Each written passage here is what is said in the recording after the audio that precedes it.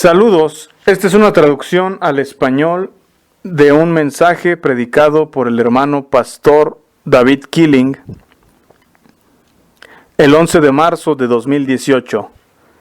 El mensaje se llama "Y volvió en sí mismo". Esperamos que sea de bendición para tu vida. He aquí el mensaje ya traducido. Ok, vamos a orar, por favor. Padre nuestro, venimos a ti esta mañana y te agradecemos por tu bondad y tu misericordia. Gracias por tu palabra. Y gracias porque tú te revelas a nosotros, Señor. Ayúdanos a escuchar esta mañana lo que tienes que decirnos, Señor. Llénanos de tu Espíritu Santo y de tu sabiduría, Señor. Y ayúdanos a aplicar todo a nuestras vidas, Señor. Gracias por todo lo que haces por nosotros. En el nombre de Jesús. Amén. Muy bien, quiero saludarlos en el nombre de Cristo esta mañana. Vamos a abrir nuestras Biblias en Lucas capítulo 15. Vamos a empezar en el verso 11.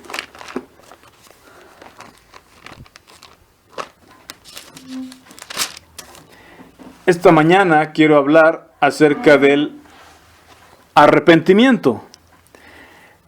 Este es un tema que se oye mucho en las iglesias evangélicas, especialmente en los círculos conservadores o fundamentalistas o en los más estrictos. Y generalmente se piensa que el arrepentimiento consiste en un cambio de mentalidad que consiste en dejar de hacer cosas malas y empezar a hacer cosas buenas. Pero esta mañana quiero demostrar que se trata de algo mucho más profundo que esto, y vamos a utilizar estos versículos aquí. Lucas 15:11 dice: También dijo, un hombre tenía 2 hijos, y el menor de ellos dijo a su padre: Padre, dame la parte de los bienes que me corresponde, y les repartió los bienes. No muchos días después, juntándolo todo, el hijo menor se fue lejos a una provincia apartada, y allí desperdició sus bienes, viviendo perdidamente. Y cuando todo lo hubo malgastado, vino una gran hambre en aquella provincia, y comenzó a faltarle. Y fue y se arrimó a uno de los ciudadanos de aquella tierra, el cual le envió a su hacienda para que apacentase cerdos. Y deseaba llenar su vientre de las algarrobas que comían los cerdos, pero nadie le daba. Y volviendo en sí, dijo: ¿Cuántos jornaleros en casa de mi padre tienen abundancia de pan, y yo aquí perezco de hambre? Me levantaré e iré a mi padre, y le diré: Padre, he pecado contra el cielo y contra ti. Ya no soy digno de ser llamado tu hijo. Hazme como a uno de tus jornaleros. Y levantándose vino a su padre, y cuando aún estaba lejos, lo vio su padre, y fue movido a misericordia, y corrió y se echó sobre su cuello, y le besó. Y el hijo le dijo: Padre, he pecado contra el cielo y contra ti, y ya no soy digno de ser llamado tu hijo. Pero el padre dijo a sus siervos: Sacad el mejor vestido, y vestidle, y poned un anillo en su mano y calzado en sus pies, y traed el becerro gordo y matadlo, y comamos y hagamos fiesta, porque mi hijo muerto era y ha revivido, se había perdido y es hallado. Y comenzaron a regocijarse. Y su hijo mayor estaba en el campo, y cuando vino y llegó cerca de la casa, oyó la música y las danzas, y llamando a uno de los criados le preguntó qué era aquello. Él le dijo: tu hermano ha venido, y tu padre ha hecho matar el becerro gordo, por haberle recibido bueno y sano. Entonces se enojó y no quería entrar.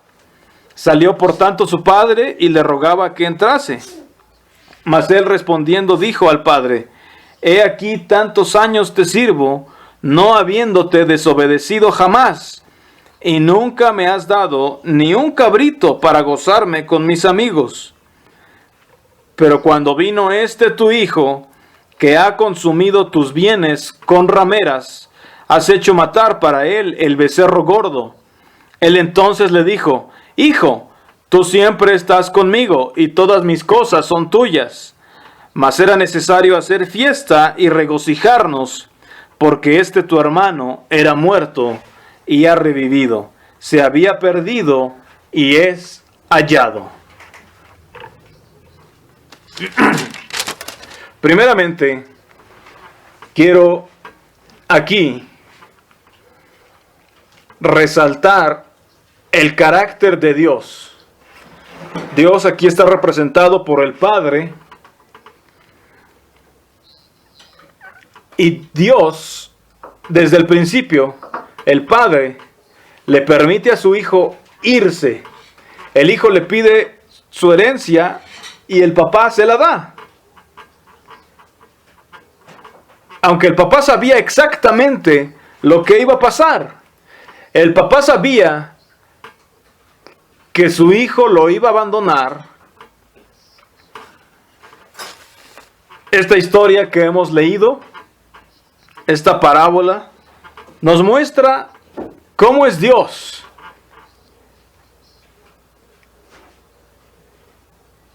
Y nos muestra el poder que Dios le ha concedido al libre albedrío. Y es el propósito precisamente de que Jesús haya venido a morir en la cruz, es para permitirnos ser restaurados y reconciliados con Dios. Es para devolverle la libertad al libre albedrío que habíamos perdido y que se hallaba esclavizado solamente al egoísmo y al pecado y a Satanás y al mal. Este padre, representando a Dios, dejó ir a este joven que era su hijo.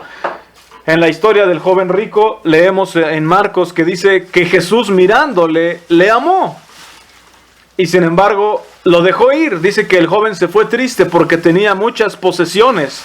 Ese es el corazón y el carácter de Dios. El verdadero Dios es un Dios que nos ama tanto que está dispuesto a dejarnos ir.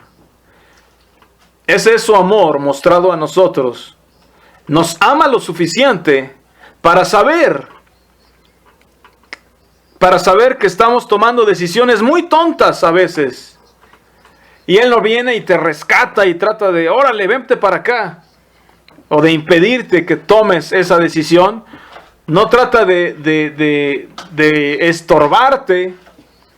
Su carácter, su amor, su justicia, su soberanía, su sabiduría, y quién es Él, y su decisión de Él ha sido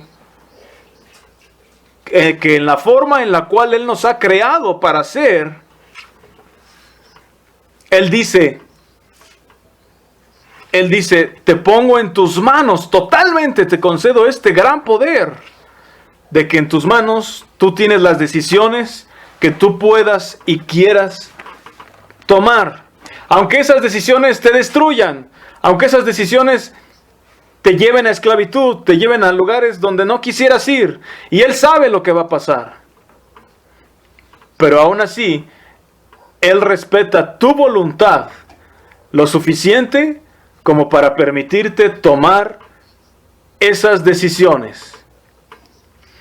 Eso es asombroso, incomprensible acerca de Dios, que Él, siendo soberano y todopoderoso, le permite a la gente tomar sus propias decisiones. Y algunos dicen, bueno, es que ¿cómo Dios permite el mal? ¿Cómo Dios permite que haya gente mala o que le pase cosas malas a las personas? Te voy a decir por qué y cómo lo permite. Dios nos creó con una voluntad y Él nos dio decisiones que tomar y Él jamás va a usurpar eso.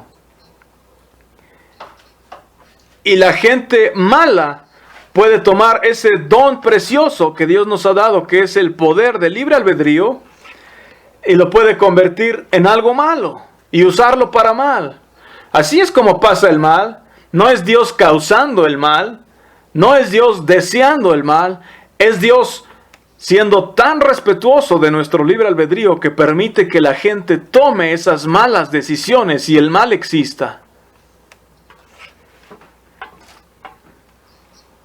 Así es Dios, ese es Dios, es el carácter de Dios. Entonces, esto viene a colación porque vamos a introducirnos al tema del arrepentimiento. Entonces, cuando hemos cometido esas malas decisiones, cuando nos hemos ido por el camino que queremos andar, por nuestro propio camino, como este joven de esta parábola del hijo pródigo, y ahora el arrepentimiento consiste en volver al Padre y a permitirle que Él sea el Señor en mi vida. Mira, es que no solo se trata de dejar de hacer cosas malas, dejar de hacer aquello malo, dejar de hacer esa otra cosa mala. No se trata de reglas y decir, mira, mejor no hagas esto. Lo que sucede es que nos llenamos de reglas y haz esto, y esto no lo hagas, y aquello no lo hagas.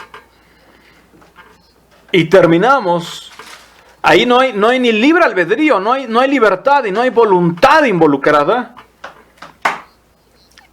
Y estamos más preocupados acerca de ser castigados en el infierno o ser disciplinados por Dios y que por agradarle. Y entonces vamos por ese camino estricto, una línea muy fina de no hacer aquello, de no hacer esto y de quizás sí hacer esto. Bueno, pero nuestro corazón nunca se ve transformado, nuestra voluntad nunca se ve cambiada y rendida al señorío de Cristo. Y entonces no hay un arrepentimiento verdadero porque no ha habido una decisión total de quién va a ser el Señor de mi vida. Lo único que hemos hecho es tratar de caminar por un camino angosto en el sentido de ser de ser estricto.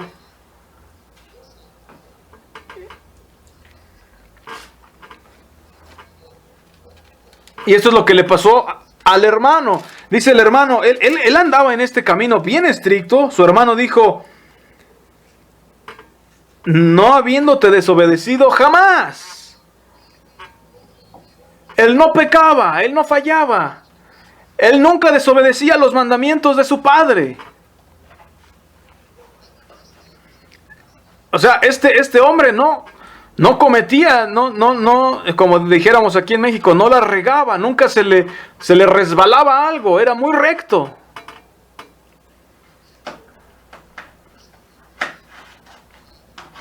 Pero véanlo aquí, ¿tenía él el corazón transformado? ¿Tenía un corazón que amaba a su padre?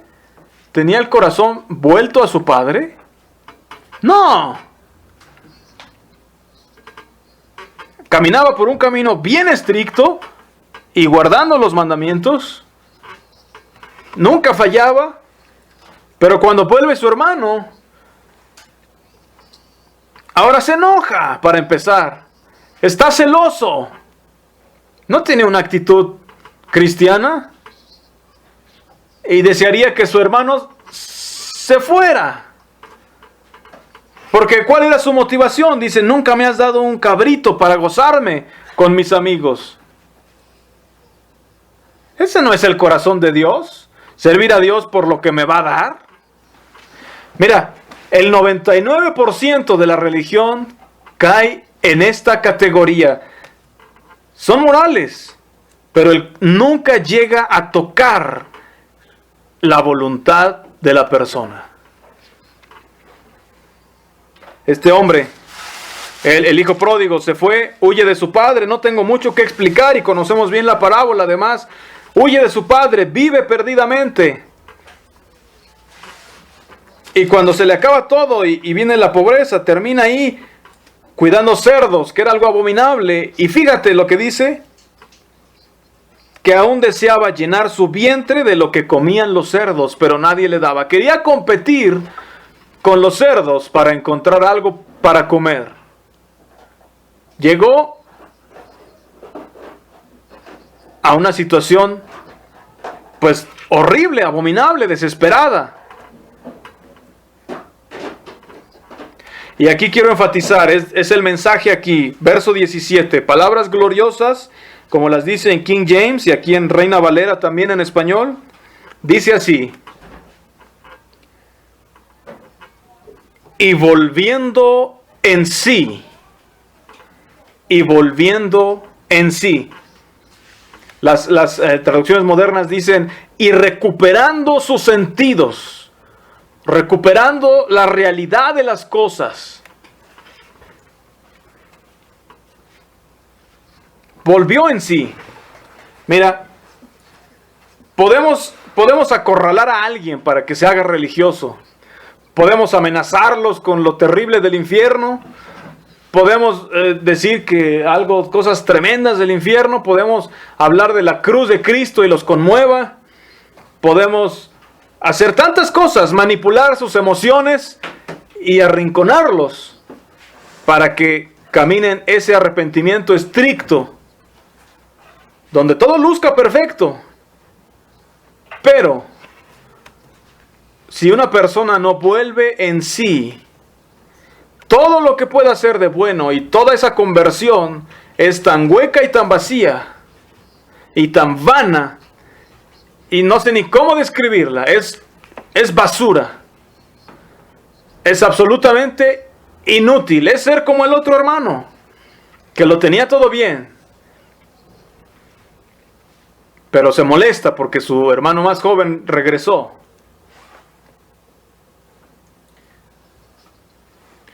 El arrepentimiento tiene que tocar nuestra voluntad. Una de las primeras cosas que aprendí, estaba yo recién convertido y tratando de seguir a Cristo, y estaba sentado con un hombre, y yo estaba lleno de celo por Dios y quería predicar y convertir a mucha gente. Y yo veía gente que estaba perdida y sentía feo, tenía la carga por esa gente, pobre gente.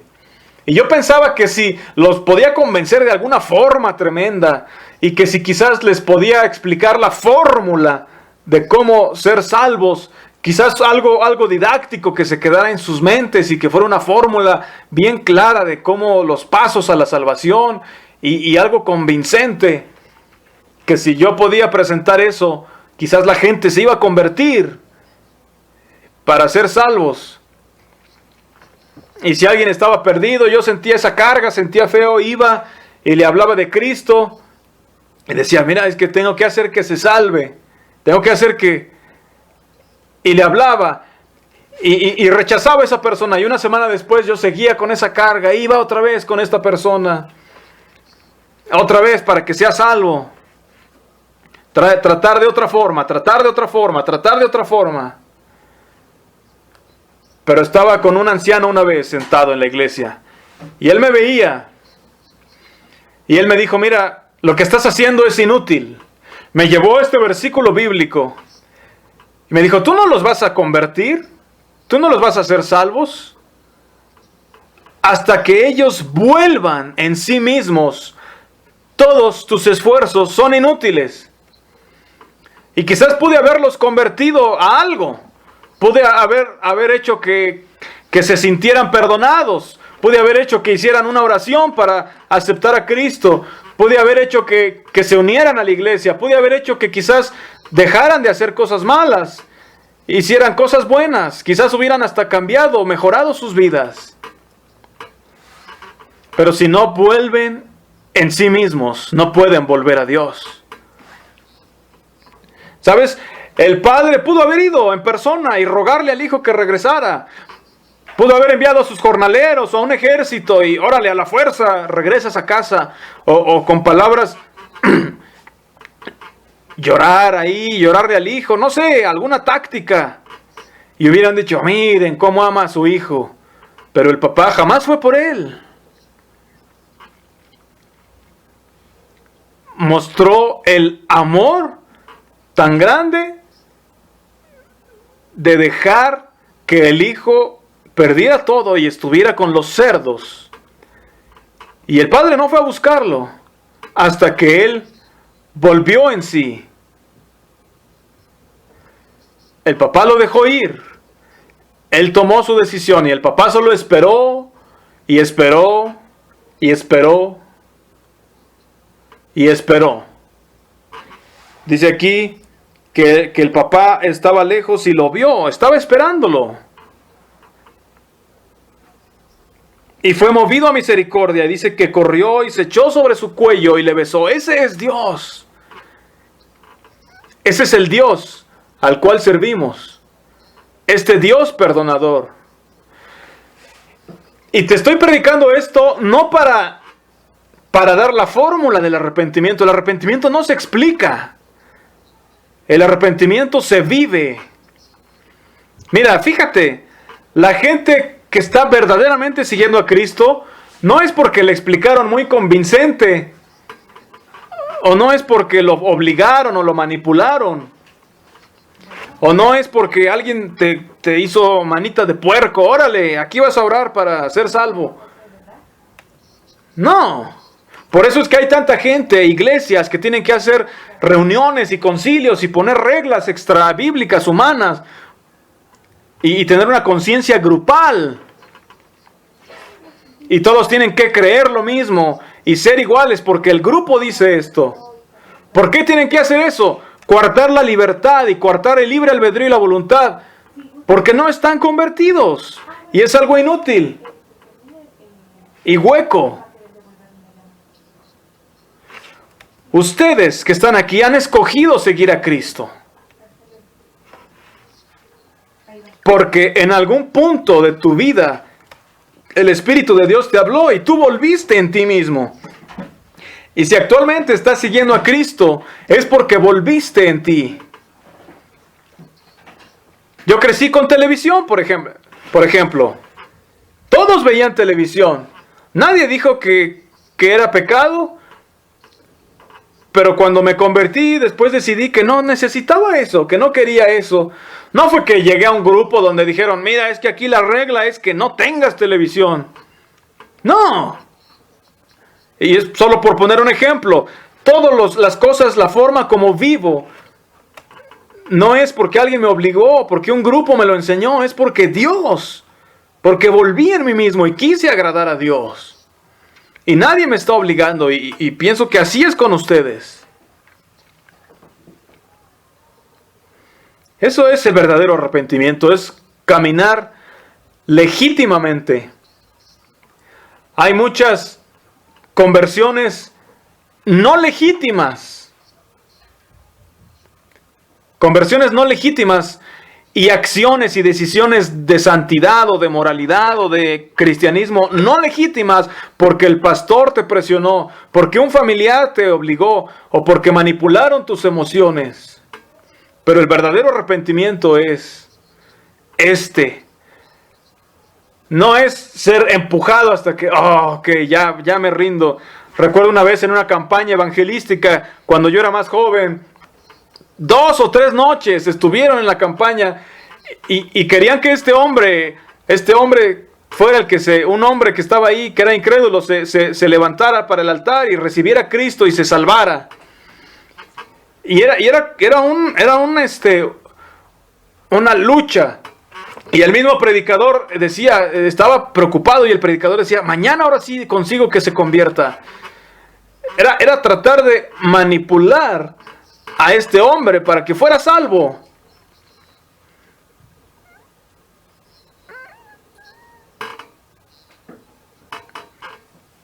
Sí, casi no había voluntad allí. era una batalla entre dos personas. No había arrepentimiento. El arrepentimiento es volver en ti mismo. Es rendir tu voluntad al señorío de Cristo. ¿Y sabes qué? Se necesita humildad para el verdadero arrepentimiento. Porque una cosa es decir, bueno, voy a dejar de hacer cosas malas y voy a hacer cosas buenas. Mira, de todas formas las cosas malas me hacen daño. Entonces, mira, mejor dejo eso. Allí se queda la mayoría del arrepentimiento. Pero mira lo que hizo este hombre. Por supuesto, dejó lo malo, se apartó de los puercos, dejó allí. Eso ya está explícito, ya está implícito, que está sobreentendido. Pero ni siquiera aparece en la figura tan fuerte el dejar lo malo.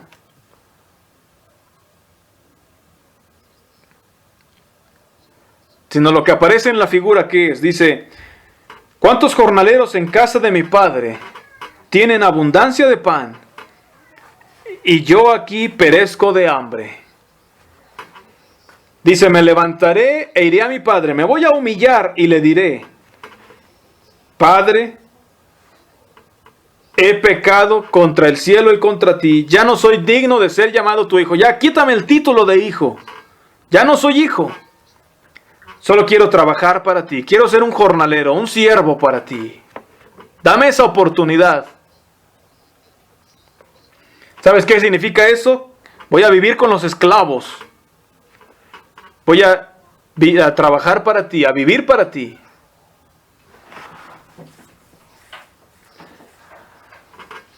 La mayoría de las confesiones, la mayoría de los arrepentimientos son egoístas. ¿Cuánta gente pide perdón y confiesa cosas porque se siente mal, porque su conciencia le molesta, se sienten culpables, y entonces su meta es solamente aliviar su conciencia, sentirse bien consigo mismos, quitar esa suciedad de su récord, de su historial, y van y piden perdón, o van y hacen algo para calmar sus conciencias? ¿Cuánta gente, incluso aquí en la iglesia que ha estado con nosotros, viene y confiesa y pide perdón? Y dice, mira, es que quiero confesar esto y pedir perdón esto, y siempre ahí hay un pero, sigo recibiendo cartas que empiezan así, te quiero pedir perdón por esto, pero antes de que acabe la oración, antes de que venga el punto, siempre viene un pero, que te está explicando por qué realmente no están cambiando nada, por qué no están arrepentidos en serio. Y su confesión no sirve para nada, es hueca, es vacía, es inútil, solo los hace sentir mejor a ellos. No cambia nada. Siguen siendo el hermano que se enojó. Siguen siendo el hermano celoso y molesto, pero se sienten mejor. Es la religión egoísta. No hay esta actitud. Dice, Padre, ya no merezco ser llamado tu hijo. Padre, no tengo nada que ofrecerte, excepto decirte, voy a ser un trabajador tuyo, un esclavo tuyo. La bondad del Padre es tanta que el Padre no acepta eso. El Padre no puede aceptar que sea esclavo. La bondad del Padre, el amor del Padre es tal que en vez de decir, sí, vas a ser mi esclavo, le dice, no, vas a volver a ser mi hijo. Y lo restaura a la posición de hijo, porque así es Dios y así debemos ser nosotros. Si alguien viene y confiesa verdaderamente arrepentido, hay que recibirlo. Recibir gente de vuelta.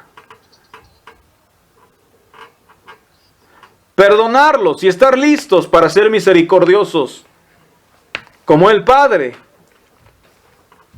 Estar listos para restaurar nuestra comunión, nuestra relación, nuestro compañerismo.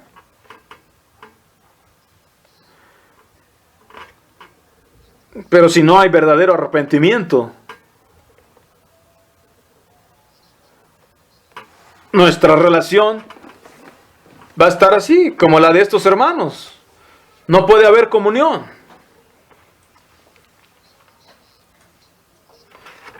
La gente pone tanto énfasis en confesar lo que han hecho mal. Y no es que esté mal confesarlo. Pero mira, todos hemos hecho mal. Y el confesar que hemos hecho mal no arregla nada. Se necesita humildad para arreglarlo, no nada más para confesarlo, para volver a donde estabas originalmente. Este joven regresó a donde estaba, regresó con su padre, a donde estaba originalmente. Pero es una de las cosas más difíciles del arrepentimiento. La mayoría de la gente no quiere volver. Hay jóvenes que a los 13, 12, 14 años viven una vida quizás difícil y ya después cumple 20 y tantos, 30 y tantos, pero su madurez se quedó en los 12 o 13 años. Y cuando llegan a los 20 y tantos, a los 30 y tantos, y Dios los llama y se dan cuenta que se quedaron inmaduros desde que tenían 12, que aunque tengan un cuerpo de 20 o 30 años, en realidad son niños de 12. Y se dan cuenta de eso. Lo triste es que muchas veces prefieren escapar de ello. En vez de enfrentarlo, en vez de volver, su nivel de madurez se quedó ahí a los 13 años. Porque el nivel de madurez solo cambia cuando enfrentas tus problemas. Cuando tienes que crecer y enfrentar. Pero si los quieres cubrir y tapar, no hay nada. Si quieres urdir un atajo, en vez de regresarte al punto cero, al punto de donde empezaste, no se puede. Y he visto muchos jóvenes así. Quizás se hacen religiosos, pero no están dispuestos a volver a enfrentar sus gigantes de cuando tenían 14 años. Ese es el verdadero arrepentimiento. Tienes que humillarte. No eres lo que piensas que eres. No porque tienes una Biblia y te sabes unos versículos y los puedes citar, ya puedes enseñarle a todos y ya seas un gigante espiritual. Eres mucho peor de lo que piensas ser. Si no regresas y enfrentas a tus gigantes de aquella época, lo perdiste. No es un verdadero arrepentimiento. Y eso es difícil de hacer. Es difícil porque se requiere humildad para decir, aunque soy un viejo, la verdad es que soy un niño. Y necesito crecer. Pero he visto a tantos jóvenes religiosos llenos de orgullo.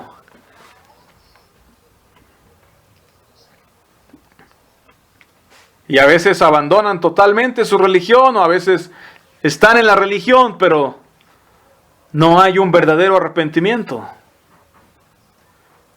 ¿Por qué? Porque nunca vuelven al punto donde abandonaron. Dispuestos a empezar desde el principio. Y aquí está una clave también del arrepentimiento. Este hombre ya no quiso ser llamado hijo, solo le pidió al padre que le diera la oportunidad de trabajar para él. Y esta es una cosa que aprendí también. Ya lo he contado antes, pero me complace volver a contarlo. Yo estaba recién convertido, pero estaba preocupado de mi salvación. No estaba seguro. Y mi familia salió de viaje y yo iba a estar solo todo el día y decidí que no iba a tomar ni un bocado ni a beber un solo trago de agua hasta que no estuviera seguro de que ya era salvo. Y me iba a poner a orar y a leer la Biblia hasta que supiera, hasta que me llegara la seguridad, hasta que el Espíritu me testificara que sí era salvo yo. Y estuve solo todo ese día, ayunando, orando, leyendo, meditando. Y de pronto volví en mí mismo. Pensé, mira, yo quiero ser salvo, quiero tener la certeza de mi salvación, quiero ir al cielo. Pero recuerdo que al meditar pensé, no merezco ir al cielo. ¿Por qué le estoy pidiendo a Dios que me restaure a algo que debería sentir o ser o recibir? Imagínate que este joven, en vez de regresar a su padre, así como regresó, le hubiera dicho a su papá, oye papá, quiero ser tu hijo de nuevo. Quiero que todo me sea restaurado y quiero que aquí me tengas un cabrito. Quiero estar así como estaba antes de que te abandonara, así igualito quiero que me restaures. Quiero ser el príncipe en esta casa. ¿Sabes qué? Si hubiera pasado eso, quizás el otro hermano lo hubiera matado y probablemente el papá lo hubiera permitido. Estoy especulando en la parábola.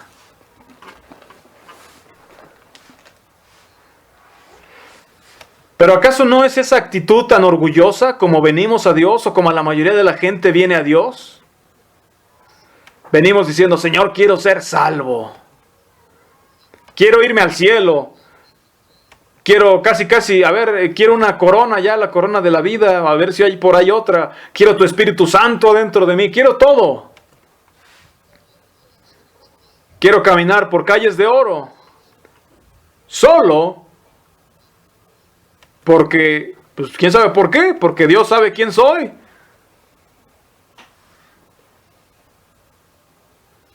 Pero este hombre se dio cuenta, merezco ser el menor de la casa, el menos importante. Cuando yo me di cuenta de que el infierno no es un lugar terrible que Dios preparó para enviarme, para que me queme, solamente porque sí, sino cuando me di cuenta de que el infierno es el lugar exacto que yo merezco. Es la vida que yo me creé para mí mismo, el infierno. No es culpa de Dios. Dios me dio la oportunidad, así como este padre me dejó ir. Y allí pertenezco al infierno, allí debo ir. Es mi culpa y acepto mi responsabilidad. Y eso me hace ver quién soy realmente y lo que soy y cuán malo soy. Y ahí es donde tiene que estar el verdadero arrepentimiento. Dar de cuenta quién eres, lo malo que eres, antes de que puedas llegar a algún lado. Y así me di cuenta y entonces ya no me preocupó mi salvación. Creo en la bondad de Dios, creo en su muerte, pero ya no me importa si voy a ser salvo o no. Porque volví en mí mismo. Este hombre volvió en sí y se dio cuenta de quién era en realidad. No merezco ni siquiera estar aquí.